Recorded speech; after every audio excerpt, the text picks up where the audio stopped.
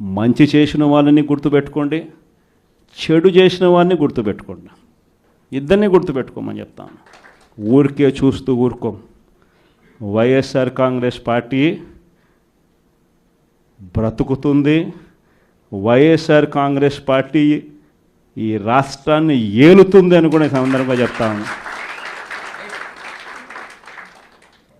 మరో 30 సంవత్సరాలు ఏళ్తామని కూడా ఈ సందర్భంగా కూడా మరి గట్టిగా కూడా చెప్తాను. కాబట్టి ఎవ్వరూ కూడా వైఎస్ఆర్ కాంగ్రెస్ పార్టీకి సంబంధించిన ఏ కార్యకర్త వెంటిక కూడా పీకలేడు అని చెప్పి కూడా ఈ సందర్భంగా చెప్తాను. ఇది ప్రతి ఒక్కరూ గుర్తుపెట్టుకోండి, ఒక్కడే గుర్తుపెట్టుకోండి. ఈసారి జగనన్న 2.0 కొంచెం వేరుగా కూడా ఉంటుంది. ఈసారి జగనన్న 2.0 కార్యకర్త కోసం ఎలా పనిచేస్తుందో కూడా చూపిస్తుంది. ఇది మాత్రం నేను ఖచ్చితంగా చెప్తా ఉన్నా. ఎందుకనంటే జగనన్న 1.0లో బహుశా కార్యకర్తలకి నేను అంత గొప్పగా బహుశా చేయలేకపోయి ఉండొచ్చేమో.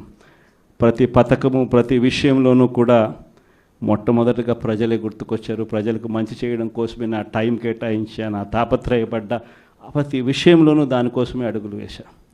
కానీ జగనన్న 2.0కి వచ్చేసరికి మాత్రం చంద్రబాబు నాయుడు కార్యకర్తలకు పెడతా ఉన్న ఇబ్బందులు చూసా, కార్యకర్తలు పడతా ఉన్న అవస్థలు చూసా, కార్యకర్తలు పడతా ఉన్న బాధను గమనించా. వీళ్ళ కోసం గట్టిగా మీ జగనన్న ఉంటాడని సందర్భంగా గట్టిగా చెప్తాను.